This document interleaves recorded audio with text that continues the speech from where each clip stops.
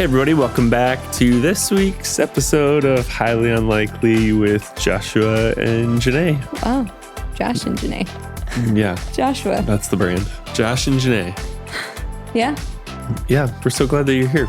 And today, Jenaye, give the introduction. Okay. Today we have our friend Jen with us that I'm just excited to talk with Jen. Yes. Because Jen is someone who's worked the longest with us and the closest with us. Like, I think those two things. Yeah. Like, very closely with us and the longest with us, outside of maybe Naomi. Mm-hmm. Mm-hmm. Other people have been at the church longer, but and there's just some fun things about Jen that we wanted to, really highly unlikely things about Jen that we wanted to talk about. Yeah, we were going to talk about our pet peeves about each other. Are we doing that? Was that a real thing? Let's see where we land. Let's see where we go. That's funny. At least we can all talk about it. Jen, tell everybody a couple of the roles you've had at Evangel on the staff team. Because you've been here, we've been here about the same amount of time, but you've been here a little bit longer. Yeah, right? like 14 years. Yeah. 2011, I think we both came that year. Crazy.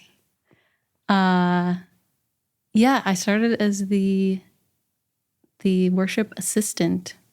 So I oversaw worship and production. Yeah, on like an admin role and under the worship pastor. Wow. Worship production admin.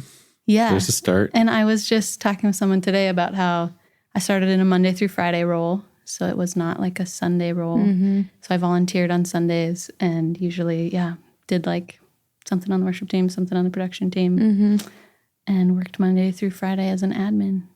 And then, over the years, it just like changed and adjusted as I grew, as the church grew. So I've been the creative project manager. I've been the weekend services director. And then now I'm the events manager. And I like also going called on like Jen 3 years strong or 3.5. I mean, we might have found a sweet spot. It's stuck for a little while. But whenever I do things with Jen, I always say Jen is also known as the glue. Like, and that's just like her unofficial title, where she just knows so much about so many different areas, where I do feel like you're not a person where it's like in your job description, but you'll just know, or you'll like have a voice in something. Right. But yeah. Yep. I call her Jen the engine because Jen the engine. She just keeps going. Because she walks in my office in August and says, "Want to talk about Christmas?" I'm like, "All right, I guess." Actually, in July, I think. It was actually way earlier than August. We can't reveal it. No, but you got to be grateful. But we talked about it today. So. Yes. That's awesome. Okay, let me ask the question and then we'll get into everything. What was your mother's signature dish? Oh my goodness. That's an interesting question. Yes. I can tell you what my favorite dish was with hers. That works. So my mom did not love cooking. Yeah. My mom was, but she could make a meal out of nothing. Like, really? She's still that way. She can feed 20 people that just walked into her house without just a plan. Like pulling stuff. She just pulls stuff out of the fridge and just like feeds you. So she's a very like she's feeding people all the time, always has something you can eat. But not like a love for cooking. My husband definitely like grew up with a love for cooking and he has a love for cooking. But my mom would make manicotti, which is like the big round noodles. Time out. I'm pretty sure your husband maybe communicated to my wife that he loves to cook, or you communicated to my wife. Yeah, we were just talking about that today because she opened her lunch and I was like, oh my gosh, we're on the Daniel fast right now. And I was like, that looks so good. And she's like, this is all Cody. And I was like, what? Like, I'm pretty sure he made it after I went to bed last night. And then the rest of us have to go home at night and hear our wives say, do you know that Jen's husband does all the cooking? Okay, did I say like that? On Cody. I said, Josh, could you find one recipe you really love? One or two that you really love making? All I asked. Did boil noodles. You did so there good. You go. See, and my husband could relate to you and be like, could my wife find one or two dishes? Which I have now. I have a couple signature dishes. Like, I just need so one when or someone two asks my nights kids this question someday, they will have an answer. I feel like most men just fire up the grill and that's their contribution. The grill yes. We did just get a Blackstone at Christmas and we haven't opened it yet. No. But maybe that'll be Josh's passion, is like hibachi or something. You'll find your Blackstone. I mean, I do love a good hibachi. Make a mean steak. Yeah. Something like that. But yeah, my mom would make manicotti, which is like a tube noodle that you stuff with like cottage cheese. Right. Which is really ironic because I can no longer eat cheese. So I can't have that anymore. But that was like my dish that I would like request as a kid. When did you get allergic to dairy? So sorry, we're going really into it. Yeah. I think I was lactose intolerant my whole life. Like going back to childhood, like it just was always a problem. And, but in college I went totally dairy free. So yeah, it's like my things sophomore you year of eating college. as a kid And gluten-free, right? No, what not is gluten-free. I've been gluten-free at times. It's just dairy? But yeah. Okay. Someone else that works in our office is gluten-free. Yeah. I was thinking you're both, but no. I have been at times, but not on the Daniel Fest. Like on the Daniel Fest.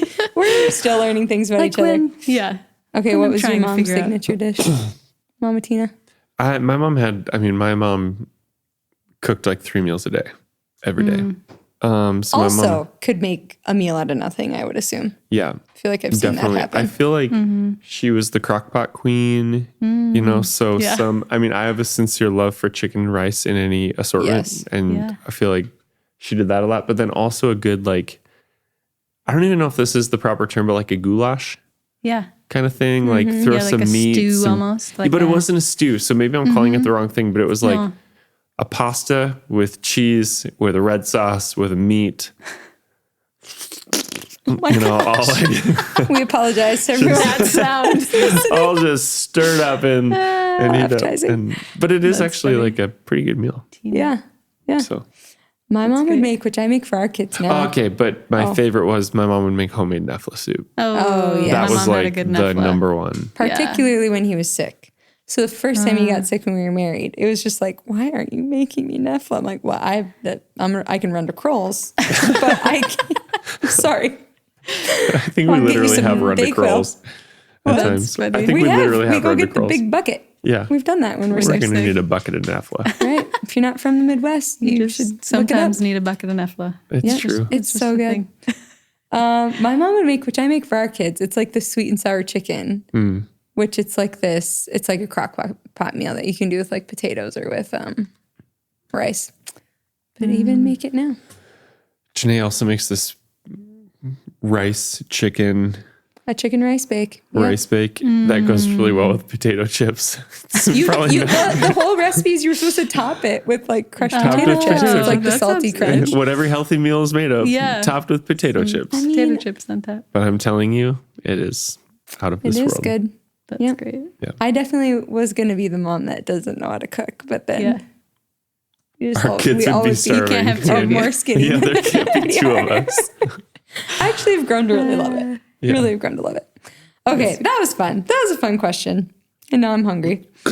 Okay, we wanted to just dive into like the highly unlikely thing that we love about Jen is we firsthand have watched Jen navigate a ton of change and stay very steady and stay healthy.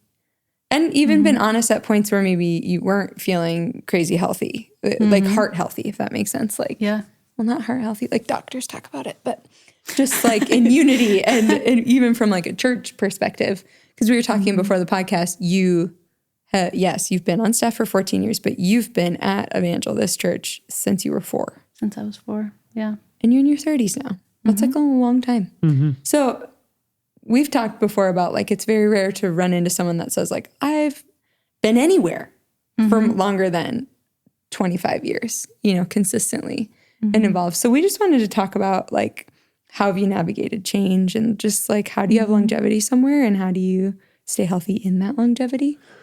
Which leads to my pet peeve about Jen, because I don't know if you've ever seen the action movie where everything is blowing up around the person and they're just like walking, like strutting through the scene. So that's Jen, not strutting or like whipping her hair, but very casually, walking away from the explosion. Not running. You're not panicked. That made me think of in prepping for this podcast. I thought, I wonder if I'll tell my favorite Jen story. I was literally just thinking about the favorite Jen story. Okay. Yeah, sorry, we're just going to take every rabbit trail. We are going to take every rabbit trail.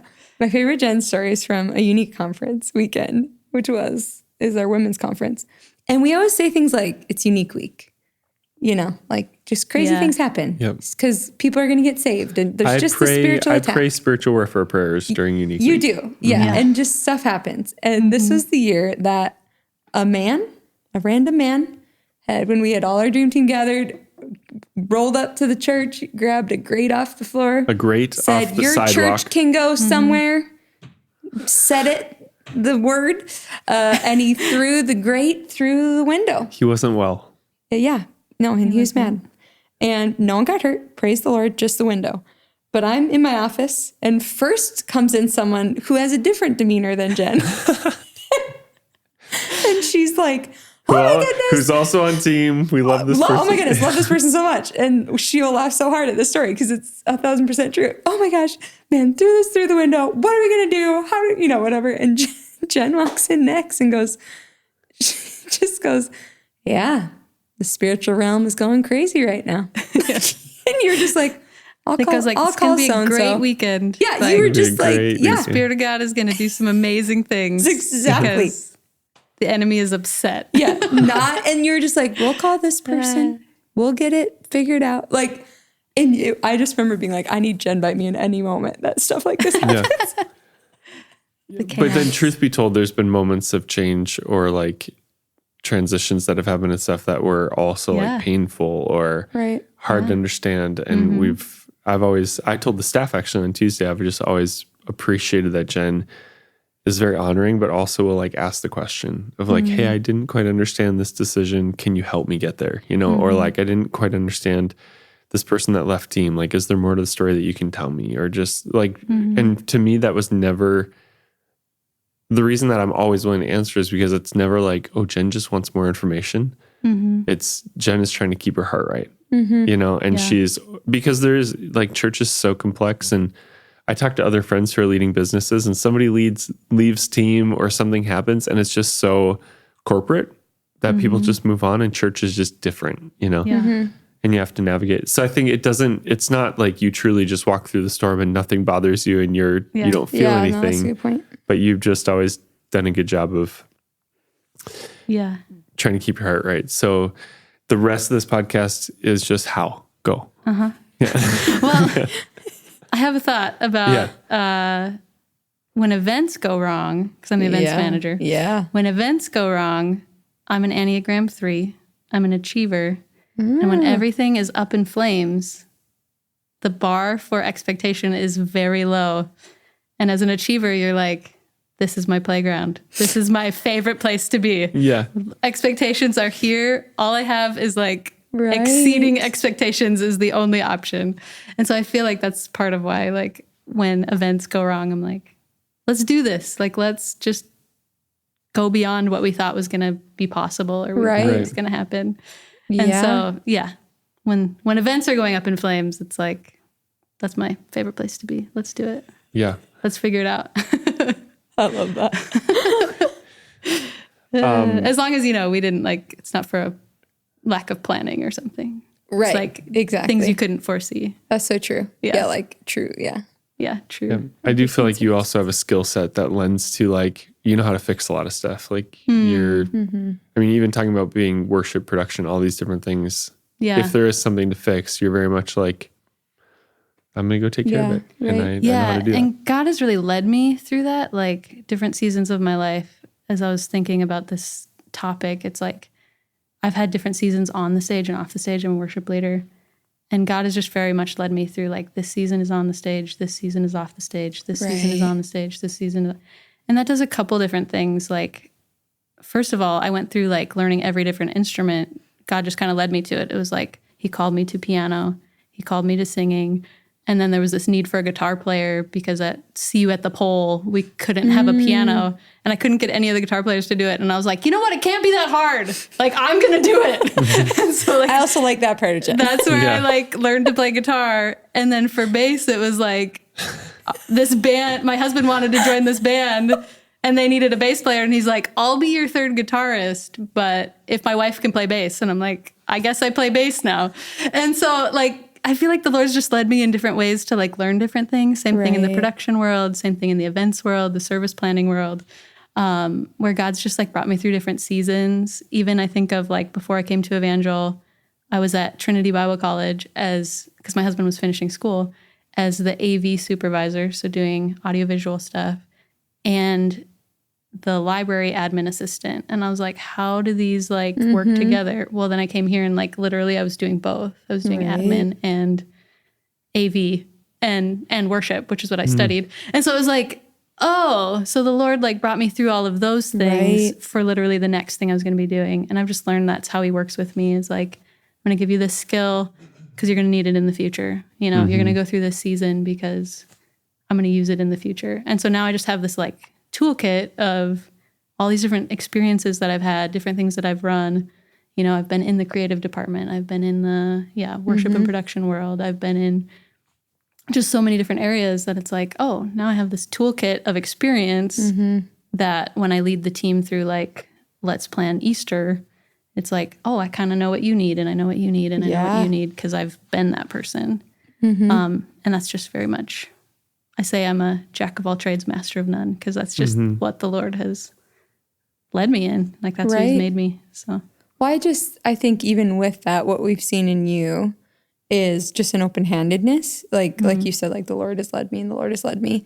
Where I remember when Josh was, I think, prepping to talk to you about shifting into like this events thing. And he's like, gosh, I don't know how Jen's going to take it. Like, I hope she's excited. Yeah. Like there's no real worship in this role. And I think just talk through, like, for anyone listening, like how have you just lived in an open-handed way in that? Like, not like I do this or this is who I am. Yeah. I think the Lord has developed my calling over the years as part of it, where I was called very profoundly to leading worship. Like I was in a worship service and I was not a musician. I'd actually given up music. I'd been a drummer before that. And I was like, I'm done with this. I'm just going to walk away from being a musician. And I was in this worship service and God gave me a vision of me playing keys and singing. And I did neither of the things at the time. So I was like, was that for the person next to me? Like, I'm not really sure. That's not me. I took piano lessons as a kid and hated it. You know, I'm not a singer at all. And I just kind of like stepped into like, the Lord spoke this. This is what I'm going to do. So I MSN messaged my friend. Yeah. It's dating me a little bit. But and it was like, how do you play chords on a piano? You know, and like, just like, so trying to just follow the obedience of like, the Lord said, move in this direction. So I'm going to do it. A week later, I played my first altar call in place of Christy Northrup. She had to step out. I was like, my friends like sold me out. She plays keys. And then like a month later, I was on the youth worship team, and it was just like the Lord kind of expediting, being like, yep, this is what I told you to do. And now I'm giving you opportunities. And so I stepped into it very much like I'm called to lead worship. You know, I'm called to lead worship. But then through even the experience that you're talking about of like when I was stepping out of being weekend services director, which was very involved in worship, again, what I considered my calling, it's like, I think when we did the first Easter at the event center, we all saw some things in me that like we hadn't seen before. And we didn't know these skill sets that I had to like coordinate things. And then it was like, oh, maybe Jen should be in a role that's not worship. And that was very hard for me to like think about or swallow, because it was like, no, like worship's what I'm called to do. Like why would I do anything else? But I remember a conversation with you where I was struggling with this. Which I don't even think, I think I was a little oblivious early on. Like I didn't even know that you were really like hurting over the decision, you know, or like how painful it was for you until somebody else nudged me and said like, hit it. Or you came to me. And I can't remember what it was. Like, some of how it was presented originally by my manager is like, the like heart behind it, why behind it wasn't really given. It was just kind of like, we see you over here and we see worship over there. And it's like, I'm not seeing it. I don't see that. Help me see it. And at the time I felt like I was failing. Like, okay, I'm failing out of worship. And so they're moving me out of worship. So then we had a conversation to kind of be like, where are we at? And I just remember you saying like, do you feel called to worship or do you feel called to evangel? And I was like, oh, I feel called to evangel, like 100%. That's actually like a really clarifying question. And I think it kind of surprised me even of just like how clear that was between worship or evangel. And I was like, no, I totally feel called to evangel. And I'm just supposed to be here and be whatever the team needs me to be. And it was like, well, if that's true, then you're like, I see your gifts being best used not in worship, you know? And it's like, oh, well, I can step out of it for that reason, you know? And it was still really painful because it was my passion, a bunch of people that I loved and loved working with. But I got to pass it on to two people that I had been mentoring for years, which was just really beautiful. Yeah. And like fully step out of leading worship ministry and go, no, this is the season that the Lord has me. And it's another off the stage season. And I also remember a moment with Pastor Diane, because she's like, She's great. she just hears from heaven and like drops it to you. Delivers it to you. And I was in that time where it was like, I've been stripped off the stage. I've been, you know, like pulled into the background, right? And Diane just walked up to me and was like, you're not buried, you're planted. And I was like, that sums Diane in like one phrase right there. It's like, yep. It's like from the Lord. Just so perspective changing, because being buried and being planted look and feel exactly the same. Wow. And you don't know what's the purpose. You know, if you're not looking at like what the purpose is of it, you don't know what's going to happen next, but it feels exactly the same. And so that was just really healing for me of like, oh, I feel buried, but like I'm actually planted, and it's because the Lord is growing in me. And through that season, the other thing that the Lord kept speaking to me was like in that season of like, yeah, am I just failing out of this? I was like, God, just like release me. Tell me I can go somewhere else. You know, like just tell me you're done here. It's because your season is closing here. Like that would be less painful than like trying to figure this out. And every time I'd open a devotional, every time I'd open my Bible, every time I'd listen to a message, it was like, we just want to get out of our hardships and our hard situations, but God just wants us to grow. And I think there was one devotional I even like threw across the room. I was just like, I don't want to go. I'm so tired of hearing this. And I had to finally just submit to like, this is what the Lord is saying to me in this season. Right. Like, I want you to grow. I don't want you to just like stay in this place and move to a new location. Right. I want you to grow through this. And so I had to submit to that and be like, okay, because I was stuck in even just the fear of failure, and I was stuck in the fear of rejection. And so I think like saying like we're taking you out of worship ministry kind of triggered those fears that I was already dealing with. And that was his way of just being like, you gotta grow. Yeah. Like, Yeah.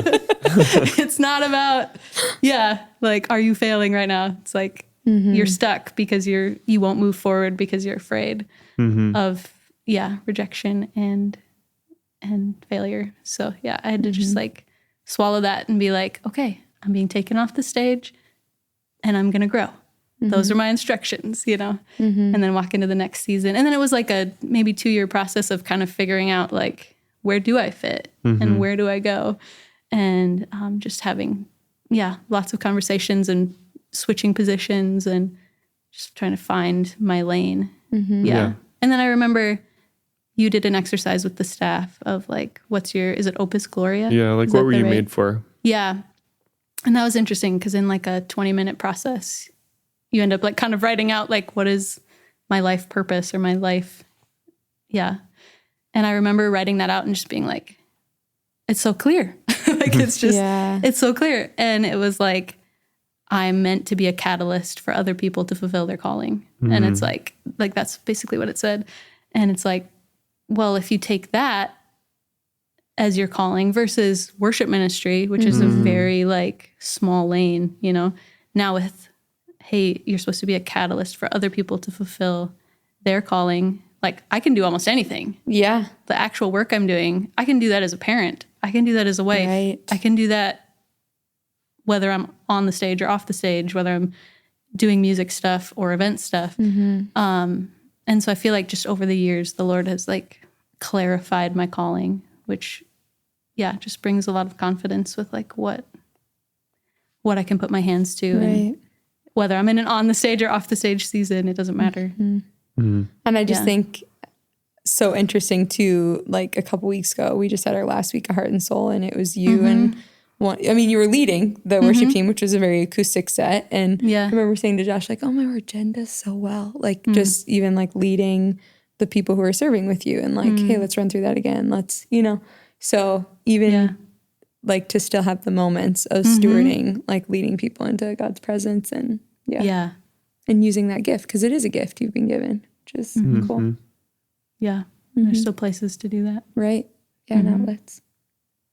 Yeah. You guys, sorry, I'm on a brain delay today, so It's okay. I'm just taking it all in. Josh did, he I didn't sleep well. And He didn't sleep well, I told and he Jen did this it in our didn't either, meeting. actually. Oh, see, but you're still high functioning. I'm like, I'm pumping along. he didn't sleep well, and then he did a funeral today. So like, those emotional It has days been take rough stuff out of day. you. I didn't do a funeral today, so I can ask questions. I mean, I did have a question, but it flies away. Well, when it comes back, you just say it. Okay. Okay. So let's go into like just the amount of change that you have walked through. Like you've watched a lot of decisions be made, whether it was as a kid, youth student, like, I mean, everything. Like, and the church has morphed. in 30 plus years. That's what I was going to say. There it is. Well, there we go. None of this was ever like, hey, let's just change Jen's role to like mess with her, or like it was never malicious. It was always, we've always been over the last 10 years in a dynamic growing church. Yes. And that just means that the needs. Yeah. It's like your role is this big, and then the church gets bigger and your role gets bigger, and all of a sudden it's like, oh, one person can't handle this anymore. So like we have to break it up, or we have to like put people under you to take some of it. And so, it's just always changing. And I do feel like when you're in an environment like that and you try to hold tightly to your lane and you don't keep your heart soft, like you don't make it. Yeah. Because all of us have had to change. My role has had to change. We wouldn't have made it. Like what's expected out of me now, and the view that people have of us is so different than what was expected even 7 years ago, and so I think we've all constantly been in that environment of like, and that's why I think you're still here, is because you got that, and then when there was work to do on your heart, like Jenaye's talking about, you always did that heart work, and if you couldn't figure it out on your own, then you always came, and asked for clarification. So sorry, re-ask your question, or just you've seen a lot of change, like, and so how have you navigated change that you did not decide in general? I know you talked about the specific role, which was offered and like talked about. Yeah. But just, there've just been, or you're surrounded by people where there was a change that maybe you had a view into it or you didn't, but you're on staff. And like, how have you just navigated through those hard situations in general? I think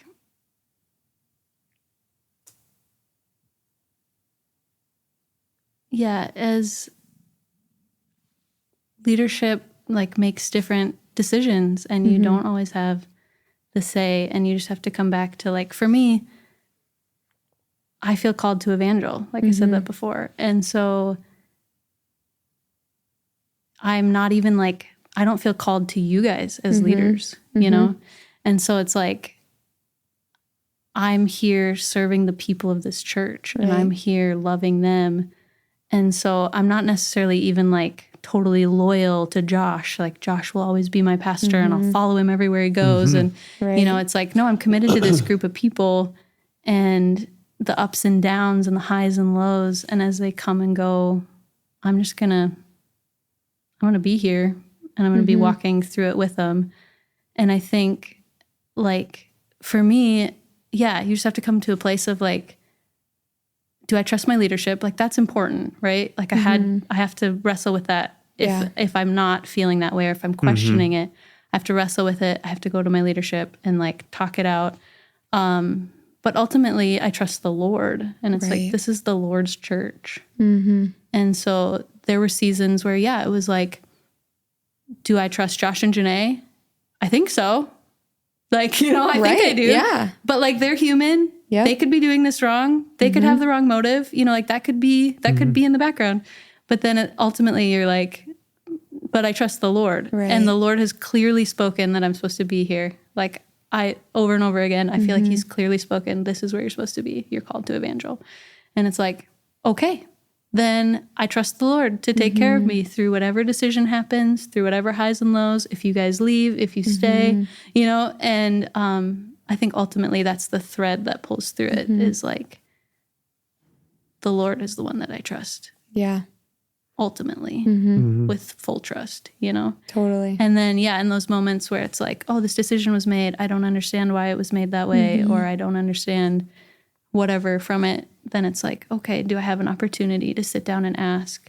Or am I just going to have to go, nope, I'm going to look at the track record of this person or this organization. Sometimes just even like the organizational, you know? Right. I don't know how to explain that. Yeah. But like, there's like, it's like I can't even name one person that I think had the wrong motive, but like, this is just how it happened. And and it's like, no, I know the track record of these people, especially now. Like we've worked together for 14 years. It's like we have a lot of track record to go back on where I feel like now when decisions get made, I'm like, there's probably a lot I don't know. There's probably a lot I don't want to know. You know? I think we were having a conversation like that where I was like, I can give you more detail, but it's definitely not going to bless you. Like it's only going to burden you. And and I I'm think just like, that's what, at a point where I've been through enough situations where I'm like, yep, I believe you, you know? I think that's a product of maturity and age too. You're like, if there's tea here, I don't want to know it. Like, I don't want to know what's the and I'm just so not interested in like the gossip, the drama side of anything. Like, But what I appreciate, like I even think you and I were having a conversation not that many days, weeks ago, where it was kind of like, hey, like it was you in a right way, bringing in like, hey, I see this maybe pattern, or I see like what I've appreciated is your boldness, which I think stems from what you just said, that you trust the Lord. And it's not, I don't know, you're just in a good spot to not have fear of man. Like, I can't talk to them about this, or I can't bring this up. And we had a really good dialogue about like, I see what you're saying. I think we should like talk about that or consider that. One thing that maybe you don't know from the situation is this. And you listened, and then I listened, and like we had like a back and forth dialogue. And I think that was just even what spurred us to have you on this podcast. Cause I'm like, I don't know that everyone can do that. And it's just a highly unlikely thing, but a healthy thing. And you do it in such a healthy way where I knew when you were bringing this thing, you weren't like questioning what we had done or why, like in that way. You were questioning, like, do we do this? Like, why do we make decisions like this? Or do we have this pattern? Well, as and a decision-making group. I heard somebody say yesterday, which I think this is just good insight. I don't mind questions, but I don't like a questioning spirit. You know, and those are two different things. Where That's it's so like, true. I don't mind if you have questions. Like, please come, ask for clarity. Like, that's totally fine. But, and honestly, what that speaks to is like, do you trust leadership? Do you trust? You know, because if you have a questioning spirit, that's a different thing. And there's a lack of trust. Are you trying to like find accusation or you're coming in with a different motive than just to learn? Yeah. I thought it was really interesting, and I wonder what people listening thought to hear you say. I think you said like, I don't necessarily feel called to you guys, but I feel called to Evangel. You know, because it's just I appreciate your honesty. You know, because you can take that the wrong way, but I'm also like, I can receive that from you because you're super honoring. You're like, you know, it's not like a, well, I'm called to Evangel and I'm going to save Evangel from. It's not like I was here before you. I'm going to be here after you. Yeah. And I think that's like, that needs to be said. Right. Because there's also the opposite of like, I think you can be called to a place, you can be called to a organization or a church, or you can be called to people, right?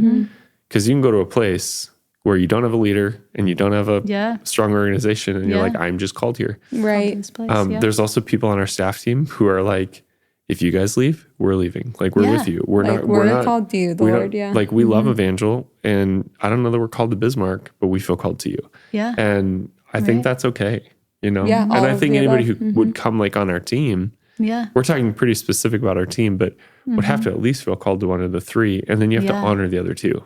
Right. Yeah. Like, you can't be on like serve Evangel and feel called to us, but disparage Bismarck, you know, like it's just not going to work. And so it's just an interesting, we're talking about calling a lot. And I know for people that's really like a squishy, you know, people want to figure it out. Because calling too is interesting because we use the word calling sometimes as people, what they identify with how do I say it?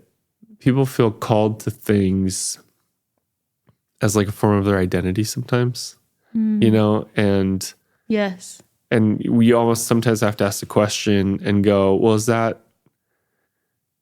what you're actually called to?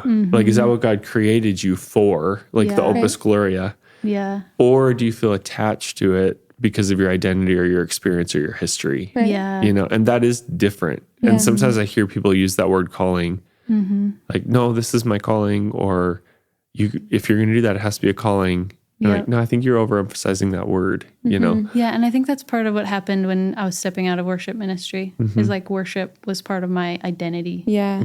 Right. and Well, it meant something to you, yeah, rightfully so. yeah, You know? and it still totally does. Like Right. I connect with the Lord probably more leading corporate worship than I do at any other moment. Like Right. it's just Christmas meetings in August. those Let are it really go. Let it go. those are really Sorry. spiritual too.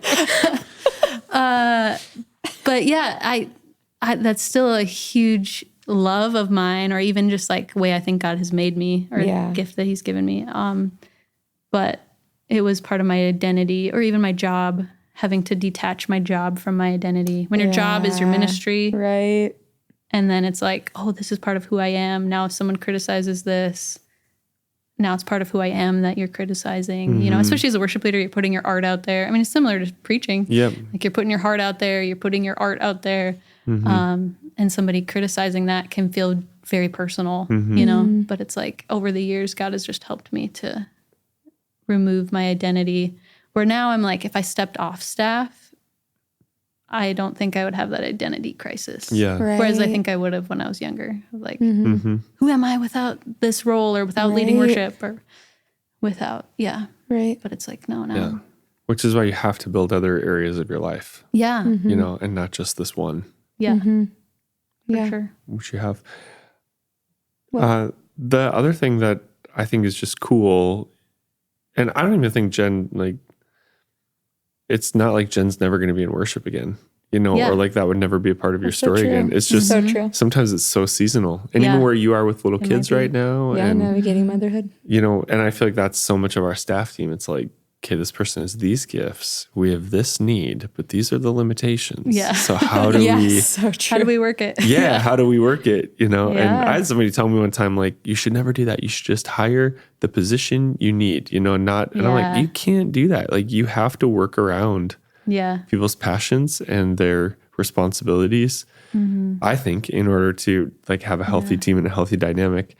Well, for sure, like our high capacity leaders, which you are one. Like when you were Yeah. like, hey, I want to go part time, or like, you know, being available for my kids. Like Josh was like, yeah, like whatever we can How do many to hours manage. can you still be available? Yeah, right. Like, because No, I really yeah. appreciate that about your guys' leadership, that like it can be tailored to the person, because I think it utilizes people better. Yeah. So what has also been cool, and we don't have to totally go down this rabbit trail, but and maybe I'm just waking up to the coffee, so to speak, but Without any coffee. without any, well, I drank decaf coffee today. That's my Daniel Fast confession. It was my pick me up. So with coffee, with a Decaf little coffee. with a little decaf coffee. Decaf. Without caffeine. There's kind of I think a spiritual gift that you've leaned into more. And I don't know how long you've been aware of it, but I kind of became aware, like, oh, Jenna's a voice in this one area. And that's also where I knew there's trust between us, because it actually, one of the first times I heard it, you were on stage, you know, and the second time I heard it, you were on stage, I think. And I was like, oh, Jen knows I trust her, because she's stepping out in a way a lot of our staff would maybe sit back and wait for permission. Yeah. But I was sitting back in the green room. I snuck in to grab something during one of the weekends, like Freedom and Alpha coming together for like Holy Spirit Weekend Retreat. It used to be called. It's called The Weekend now. The Weekend Yes. now. And I heard you giving like a prophetic word on stage, or a word of knowledge. Yeah. I don't know how you would classify it, but Yeah. I've heard you do that other times now when you're on stage leading worship. And it seems like it's always really fruitful in the room. Right. So that's something we've talked a lot about in church. And I'm wondering like how you kind of figured out, oh, I might have a voice in this area. And then how'd you discover the boldness to kind of step out in it? Yeah, those are good questions. I think I cultivated it over my years leading worship. Like in worship, you just often, I think I have the gift of exhortation. That's what I would have called it probably before that.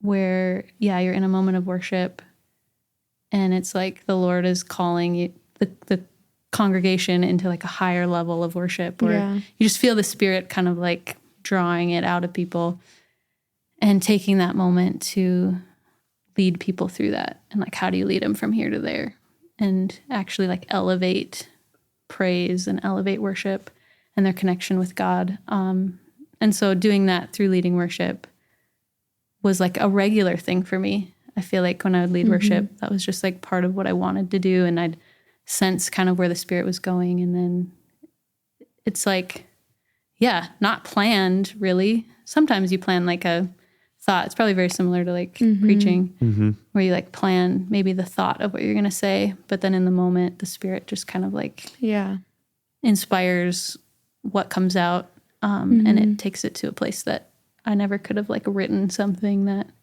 took people there, you know? Right. So I think that's where like I started. There is something to be cultivating said about like when you have a gift like that, or you're trying to use your spiritual gift. Yeah. Sometimes it doesn't come until you step out. Oh, Like until you totally. actually start speaking, or you actually start. Yes. Like, Yeah.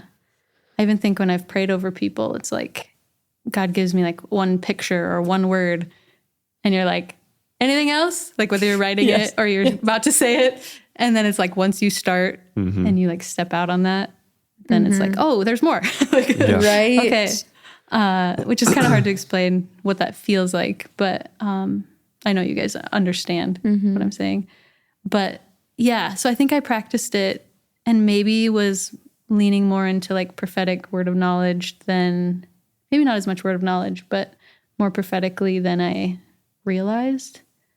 But yeah, definitely exercising and sometimes hosting too, like at the end of a service or at the end of worship, like just leaning into that kind of gift of exhortation and moving people into a greater place of connection with God.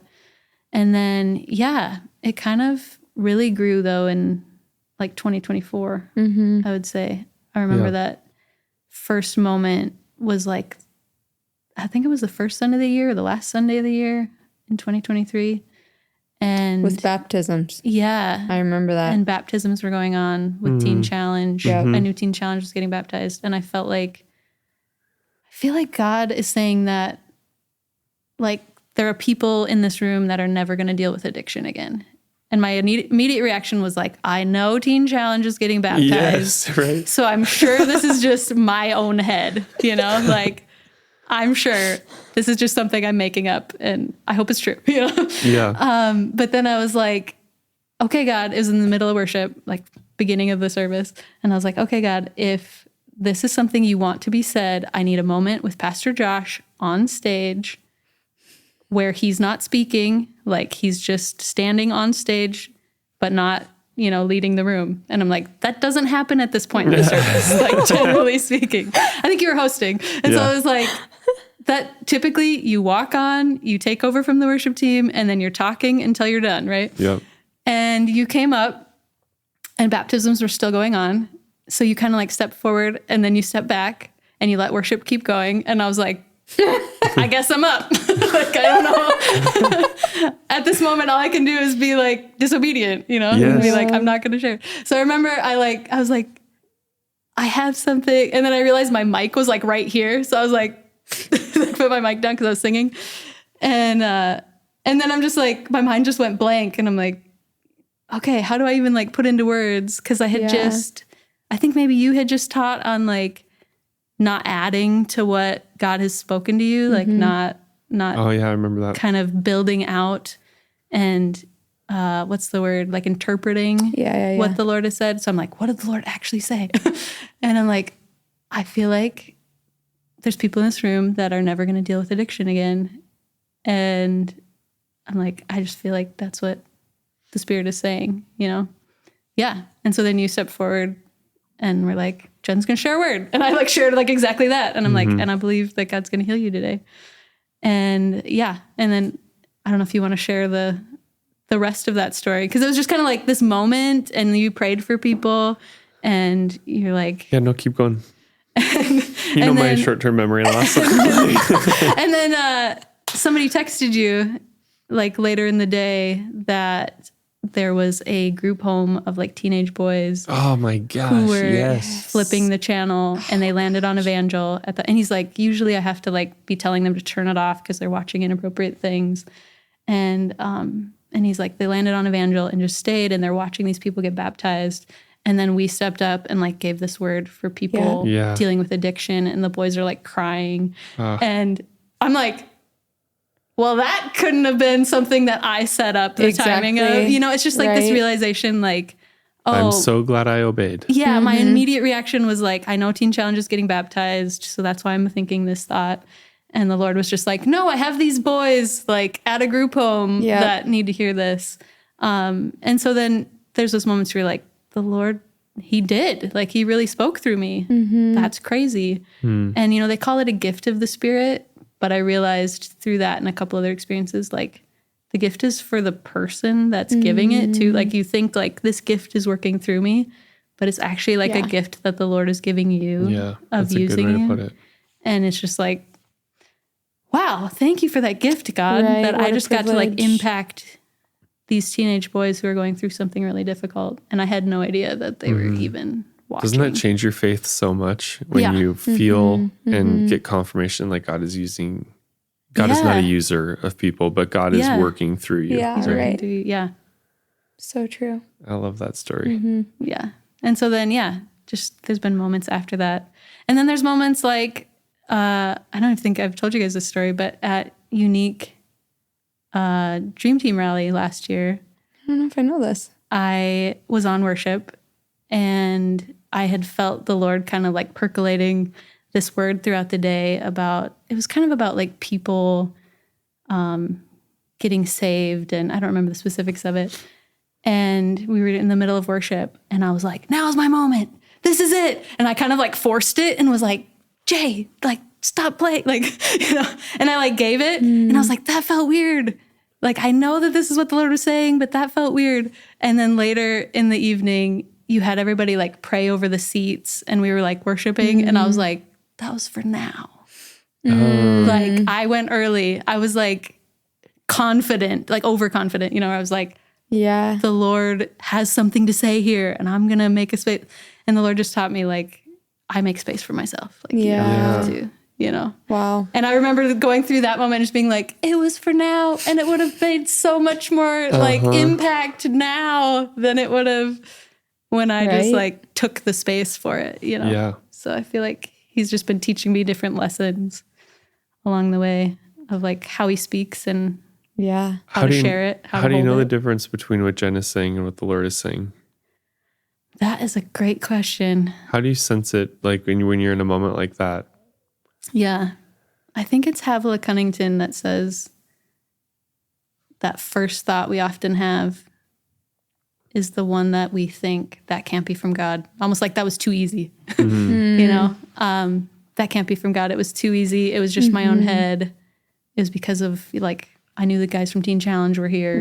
You know, and she's like, we so often second guess that thought that doesn't seem anything like a thought that came from us also. Like, sometimes this thought drops into your head and you're like, that's too weird. That's too crazy. That must have been just my own brain.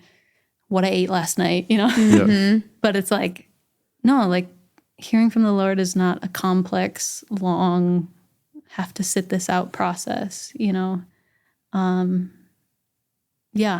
And so that's part of it is like taking those thoughts and being like, maybe this is the Lord. And sometimes you test and, you know, there's another time where I felt like the Lord was percolating something in me and it's like, somebody came up and closed the service and the moment was over and it was past and you're like, guess not, you know? And then the Lord used it later and it was like, oh, so you were speaking to me, but it wasn't for now. And so those are just the things you start to learn, like, what's the timing? It takes humility.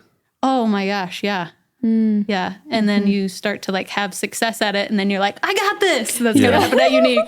And you're like, no, I don't. I still have to be humble and I still have to be submitted. Which also is interesting because sometimes I think once you release the word, like once you say it, whether it was the right thing at the right moment. Yes. And I think that's what you're kind of teaching right us, like even on this podcast is it's not just saying it, but it's weighing it. Yeah. Right. You know, even after, because I know for me, sometimes when I feel like God is speaking through me, once I've actually said it, there's like a relief. Yes. Or like, yes. or you could feel it in the room. Yeah. You know, right. that hit yeah. with somebody or with people in a way that was the Lord. You know? And I think like when you're hearing it, there's just like, for me, there's just like almost a different feeling in my chest, or there's like a weightiness people talk about where just kind of the same thought keeps coming. And it's like, okay, that's sticking with me, you know, or like maybe he builds on it and just kind of trying to, I love the verse or the idea that like the sheep know the shepherd's voice. Mm-hmm. And that's kind of how it is. Like you just listen and try to obey long enough that you start to know the shepherd's voice. Mm-hmm. Right. And you start to go, okay, I think that was the Lord. But you still have to always carry it in a humility of like, as soon as you step into pride, your flesh is going to get involved. So I think it's a little bit similar to like if Jenaye said to me, hey, I have to leave and go home. Tell Jen I canceled our meeting. And if I don't tell you, you're going to stay late, whatever, and there's a consequence. All of a sudden, Jenaye has taken something from her, put it on me, and now I carry the weight of giving that. yeah. Right. And I think that's sometimes how it is when the Lord is speaking through you. It's like God has given you something, and that's the weight you're talking about. Yeah. Like, okay, I'm carrying something right now that I know I'm supposed to give. Yeah. Or it feels a I don't give weightiness it, to it. they're not going to get it. Yep. Yeah. And until you kind of deliver it, we say release, like that's kind of the word people use, but until you release it, Right. you still feel like you're carrying that. But Yeah. super interesting conversation. No, Love I love that. it. Yeah. I mean, we talked about this before the podcast, but are we going to get into Jen's pet peeves of us? Oh, I already delivered mine to her. So, Was it really though? so I honestly, I don't think I have others. I think, I don't know if I have any pet peeves of Jen. I'm like, Jen, this is urgent. Stop acting so calm. What did you say? Talk about our kryptonite. Jen really does see like just the reality of us. Or maybe there's like, like The what's the thing humanity. you've realized of us that's like maybe not, you give an inside scoop that maybe not people. That's realize. Go ahead. Go Or ahead. what's our kryptonite? Josh is less motivated on Mondays. Maybe motivated is the wrong word. No, that's true. Less capacity. It's that post-preaching, I don't know what word you'd give to Hangover. it. Hangover. What did Doug used to call it? The Monday blues. The Monday blues. Yeah, that's better just than kind of my the word. like energy. I think worship leading is similar to preaching in that it's like a spiritual, mental, emotional output. Right. And so I get to see the Josh on Mondays that's rolling in with your coffee and not ready to talk about Christmas. Not really ready to talk. about And maybe a anything. bit sassy sometimes in a funny way. Less filter. Less filtered. There you go. So true. That's so true. Yeah. But I mean, something that I tell people when they come on staff is like every pastor here is human. Like you have to understand their physical bodies have Right. limitations. That's what we're talking about, being tired after a lot of output. You know, Right. they don't handle every conversation perfectly. They don't like every pastor here is human and you have to Right. like let them be human. And I think a lot of times spiritual leaders, people like put on this pedestal of, I expect perfection. I expect you to be like Jesus. And it's like, Josh and Jenaye are not Jesus. No. And I don't expect them to be that perfect, you know? Yeah. So those Monday morning meetings are fun. There's a treat. Which I you actually did move to a moved- better time. I actually now. really enjoy them. I actually moved a lot of my meetings off of Monday just because I felt like I was a better leader when I was not making Yeah. decisions and Meetings, taking long meetings on Mondays. Yeah. Right. Yeah. We still have some. So you have to endure. Yeah. But that's like, I do feel like our office, Yeah. we get to be a little bit more raw. Totally. It's like, It here's really where I'm at is. today. Totally. Like, Yeah. you know, And I'm probably more sarcastic than I am in other meetings. But it's a good team. yeah, it is It's a great, a good It's team. fun to team. do it with this team. Yep. Yeah. And we learned that Jenaye's kryptonite is bad food smells. Yeah, Jen learned that this week. I almost threw up. The garbage smelled so bad. And Josh walked in, he's like, yep, I already knew that.